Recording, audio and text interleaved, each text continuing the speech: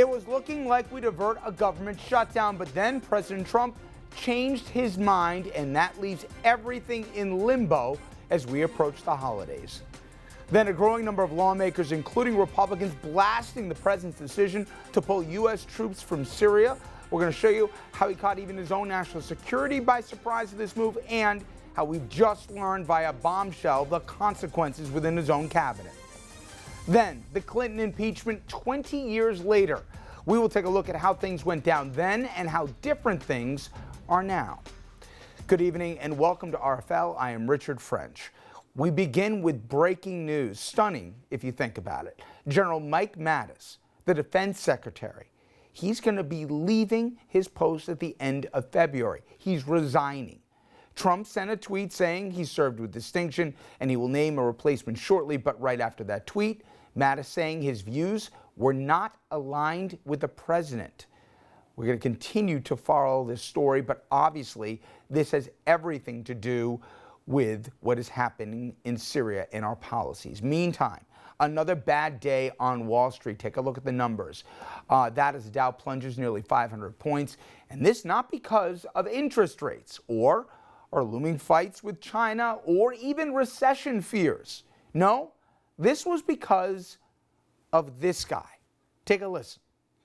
At this moment, there is a debate over funding border security and the wall, also called, so that I give them a little bit of an out, steel slats.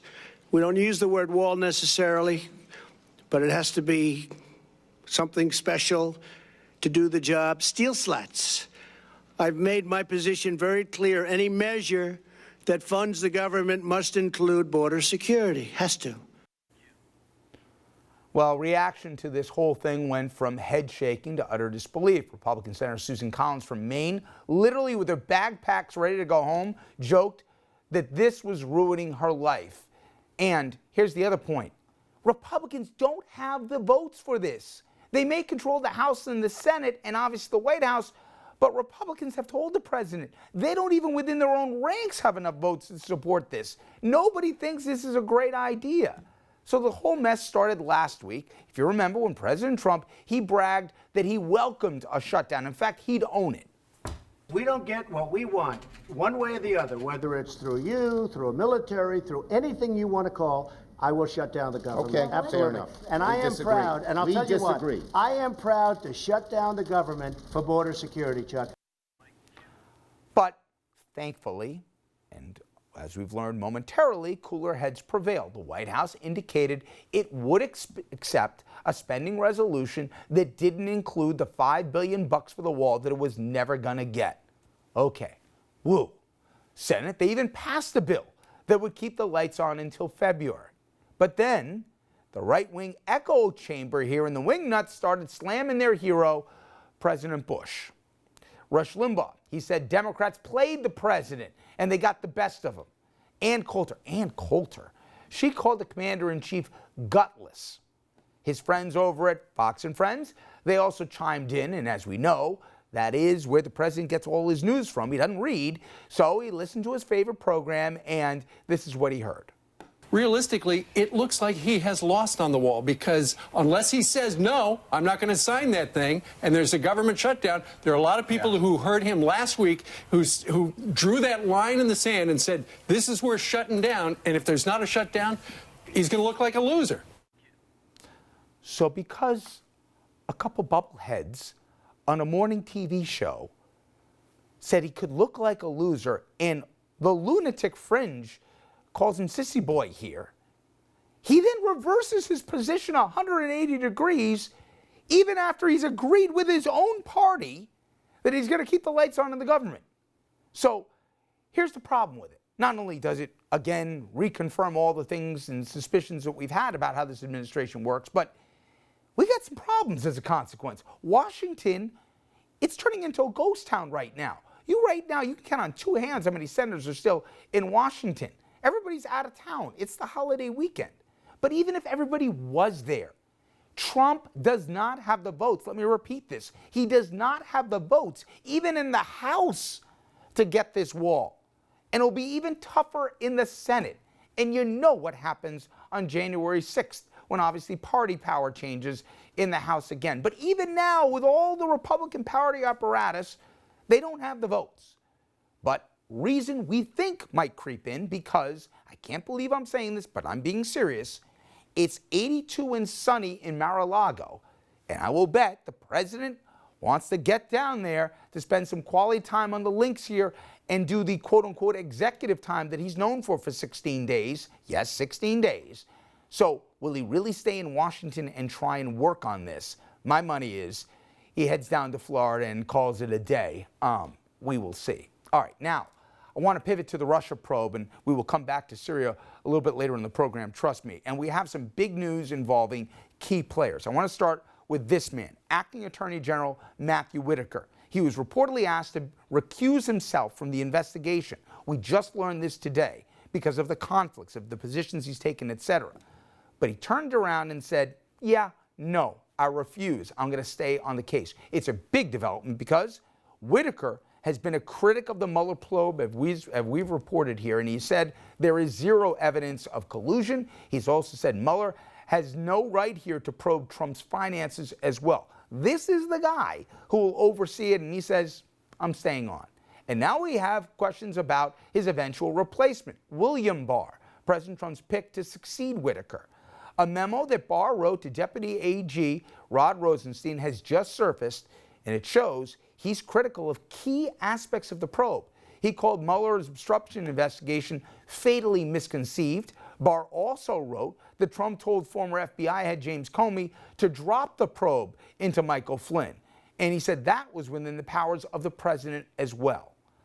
We're also learning, per Bloomberg, that Bob Mueller is saving the best, we learned, for last. The special counsel isn't expected to mention the president in documents that will come out in the coming weeks. Instead, any findings directly involving Trump will be saved for the final report. And for more, let's bring our next guest in here to help us unpack all of this. Let's bring in right now Nelson Cunningham. He's a former federal prosecutor with the Southern District of New York. He also served as special advisor to President Bill Clinton, among many other titles held. Nelson, thank you for the time. I appreciate it. It's a pleasure to be here.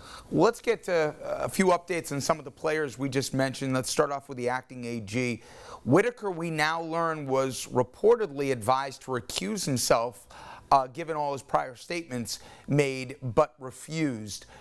Significance of that and/or surprise? Is it typical that when an impartial committee lays out that yes, this reaches a threshold for recusal, someone says thanks but no thanks? Well, look, I used to be an ethics officer. I was one of the ethics officers at the Clinton White House when I first got there. The reason you have ethics officers there is because everyone's entitled to have a government that is free of conflicts and that everyone can feel comfortable in. The Attorney General is the person who we probably need to feel the most comfortable when he or she is making prosecutorial decisions. Typically, an Attorney General will bend over backwards to avoid an appearance of conflict of interest. Eric Holder, for example, recused himself on the John Edwards case. Why? Because he'd been part of the vice presidential selection committee many years before. Nobody advised him to recuse himself. He decided to recuse himself on his own. Why? It was clearly the right thing to do. I've never heard of a cabinet officer, turning down advice from an ethics officer. Now, some people may not be surprised by that one. Matt Whitaker, after all, doesn't believe in Marbury versus Madison, believes there should be faith tests for anyone on the Supreme Court. So, okay, we're not talking about a legal heavyweight there, but by all accounts, William Barr, who's the pick to be the next Attorney General, is a respected jurist. However, now some say this was just, a written appeal, if you will, through the editorial pages to get the eye of President Trump. Whatever the rationale, he's gone on record as saying, Nelson, that, Trump telling Comey, hey, make the thing go away with Flynn, he's a good guy, or I want you to pledge a loyalty test to me, among other things. That didn't constitute obstruction, nor did when he said the basic idea of the Mueller probe here, the obstruction inquiry, was quote-unquote fatally misconceived. Again, I'm the layman, so I'm asking you. To me, that seems that somebody's kind of prejudged an inquiry before, it's even begun. Would those to you, and I've heard certain lawmakers on the Hill say, to them those would be disqualifiers for confirmation. How concerning are those now on the record comments? Yeah, I have to say, it's pretty concerning. Now, again, he was giving his view as a private citizen. He makes clear in the memo he has no inside information. He's basically asserting the principle that the President of the United States is so powerful and the Constitution gives him so much authority that no matter what he does in his official job, when it comes to directing hiring or the actions of the Department of Justice or the FBI, no court can challenge him on that. First of all, that's a pretty broad principle. I'm not sure many people outside of very conservative circles will agree with that. But here's an important point. Barr is talking only about what the courts might do, what the president might be charged for under obstruction of justice. The Constitution clearly provides that the Congress may look at abuses of power by a president. So even if a president says, well, I was entitled to fire Jim Comey because he worked for me and I have that authority, there's nothing to say, and certainly nothing in the Barr memo to say, that Congress shouldn't look at this and shouldn't investigate this as an abuse of power. So what does this have to do with Mueller? Everybody knows that Mueller is gathering investigation not only for a perhaps criminal investigation and probe, but he's also gathering evidence that others in the future, including the House of Representatives, might use to base their decisions on whether to proceed. And Congress clearly has a role here, even if Bob Mueller thinks that grand juries don't. I'm sorry, Bob Barr thinks that grand juries don't. I mentioned before you were the assistant U.S. attorney in New York. Your boss then was one Rudy Giuliani. He was indeed. For certainly our audience, I have to give no introduction to who he is. But what the hell has happened to Rudy in that he's calling the equivalent of some of the allegations that we're dealing with, the equivalent of parking tickets, specifically with Mr. Flynn. He's calling cooperating government witnesses rats. I mean, let me take you back, not to date you, but when you were there in the Southern District, you guys went after a lot of organized crime. There was a lot of cooperating witnesses that worked with you and Rudy to turn over mob bosses, etc. I don't think Rudy would have called those folks rats. I mean, do you even recognize your old boss? Well, look, sometimes this happens when people leave the prosecutor's office and become defense lawyers. They just decide they're just playing roles. Hey, I used to play the role of prosecutor, but now I'm playing the role of defense lawyer. So I'll say whatever it is that my client wants me to say, and I'll say it in whatever terms my client wants me to say it. Honestly, I'm one of those lawyers who believes that's not the best way you serve your client, is just by parroting some TV version of the role. A good defense lawyer needs to have the integrity of consistency of position, and I think a lot of people wonder whether or not my old boss hasn't lost that these days. So I then get to the broader question where you're seeing this too. We literally have 17, by my last count, concurrent investigations, not all related strictly to the Mueller probe. Some are at, as I mentioned, in the New York office. You have New York attorneys generals. You also have the AG, both in Virginia and D.C., looking at separate cases. Everything ranging, Nelson, from the campaign, the inauguration, the foundation, the Trump organization. I can go on. You know where I'm going with this. My question is, do you get a sense right now when you're looking how this is laying out in the original two lanes that Mueller started with, obstruction and collusion, do you see where his end game is? I mean, we don't have the benefit of all the findings that he and his team have uncovered, but at the end of the day, how this is going to be presented, is this going to be farmed out that we're going to have a bunch of multiple investigations that even though they're somewhat connected will be treated completely different? Or will this be laid out in a document for us that makes a coherent kind of answer and basically case for the American public? Yeah, that is a great question. It looks to me, from watching Mueller very, very closely, he's doing both. First thing he's doing, he's insulating his investigation from any abrupt end or firing or order from the Attorney General to close down his shop. How's he insulating himself from that? By farming out pieces of the investigation, giving part of it to New York, giving part of it to Virginia, giving part of it to the National Security Division of the Department of Justice. Somebody who wanted to shut down the entirety of what Mueller has found and started would have to go throughout the Justice Department issuing orders to shut down investigations. That would go so far beyond the Saturday Night Massacre that it helps to insulate Mueller's work from being stopped. It will continue. But second, it's hard to believe he's not writing a comprehensive report. Now remember, this is not the same authority that Ken Starr had 20 years ago. Starr had a statute that explicitly told him to write a report and give it to the AG and give it to Congress if he found evidence of impeachable offenses. That statute expired. That does not exist any longer. The regulations do permit Mueller to give a report to the Attorney General when he concludes his investigation. I think it's widely expected that he will follow Ken Starr's example, and by the way, the example of the Watergate prosecutor 40 years ago, and to leave us with a comprehensive report of what he's found. So I think he's following both approaches, hiving off parts of his investigation to make sure they keep going, and second, tying it all together with the report. That's just a guess, but it would fit his style. To that end, a finer point on it, Nelson, will the public be able, you believe, to consume the report and reach a conclusion? Or was his marching orders to simply have a collection of facts presented, as you said, to the proper chain of command, and obviously, given the new makeup of Congress, and obviously with subpoena powers, certainly in the House, he could be asked to testify. But nonetheless, will he be connecting the dots for the American public, given how partisan a world we live in today?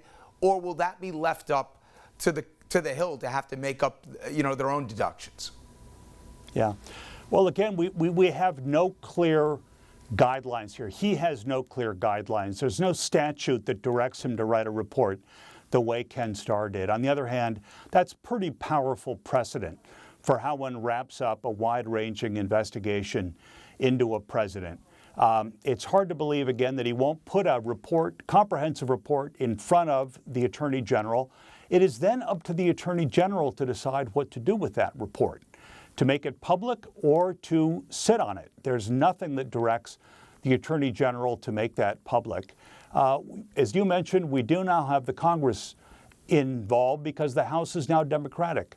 The House will surely subpoena any report and any underlying evidence, and then we're going to have a court battle for the ages, because I don't think that this president is going to easily give up that report and that evidence. That's going to be one to watch. I'm curious, when you look at the rogues gallery of people that have either been indicted or convicted or have been caught up in this, and potentially some of the tangential intelligence that they could have provided to this probe, first guess for me, Nelson, who will we be surprised that will be a source of really critical information that will have some of the connective tissue between what happened before the campaign, during the campaign, and even post the campaign as it relates with Russia? Wiretaps and emails. Don't forget, under the Foreign Intelligence Surveillance Act, our National Security Agency has wide-ranging wiretaps on Russians communicating with Americans. That's how Mike Flynn was caught. Remember, he was talking with Kislyak in the days before the Trump inauguration about the sanctions. He denied that he did, and it was so easy for the FBI to prove because they had the tapes. I think that's going to be Mueller's secret. The thing that's going to be most incriminating and most surprising for all of us is what and if the contents of those tapes and all of those email and text messages captured between the Russians and Americans during the course of the campaign and afterward, when those come out. And watch out, because they will have detailed evidence that will make your hair stand on end, I'm betting. Finally, I have a guest later in the program, Nelson, who covered the impeachment literally 20 years almost to the day of Bill Clinton and where we are now. I'm curious, As it relates to the rule of law, the faith of the American public in the rule of law and the justice system, Justice Department, do you think when this thing is all said and done, more of the faith will be restored in it, or will there be so much scar tissue because of all the witch hunts and everything else, we're going to suffer permanent damage to the third branch? Yeah, that's a question for the ages. You know, look back at Ken Starr's investigation of Clinton. A unanimous Supreme Court said that Bill Clinton needed to subject himself to the Paula Jones civil suit. So the president said, fine. He sat down, he gave a deposition in that case. In that deposition, he was ambushed about Monica Lewinsky. He said no. Of course, it came out that the answer was yes. And that started to his many months investigation into the Lewinsky affair and to President Clinton's lying about it. People forget that Bill Clinton actually testified for 4+ hours before the grand jury in that case at Ken Starr's request. Why do I go through all that? Because once Ken Starr's report came out, once the Congress debated it and voted on it, that issue has been put to bed forever. Everyone knows every detail of that. Compare that to today. When are we ever going to learn the full complexity of the Trump administration's engagement with Russia, obstruction of justice, and the whole miasma of relationships between the Trump organization, the Trump campaign, and foreign entities? It's hard to believe we're ever going to get an airing that is as comprehensive as what happened to Bill Clinton 20 years ago. So I think we're going to be spending decades going over conspiracy theories on what happened during that campaign and who knew what when. It's going to make the grassy knoll and the JFK assassination seem like a prelude. And I always say, do you imagine if you had some sophisticated people on the Trump team, where we'd even be right now if it wasn't some of the rogues gallery that we're dealing with? Nelson, I really appreciate tonight. Great job. Thank you so much. You bet. Thank you. Coming up next, our other top story, the president's sudden decision to pull American troops out of Syria and the unbelievable livid fallout we're seeing from both sides of the aisle. A Republican congressman who'll join us to respond.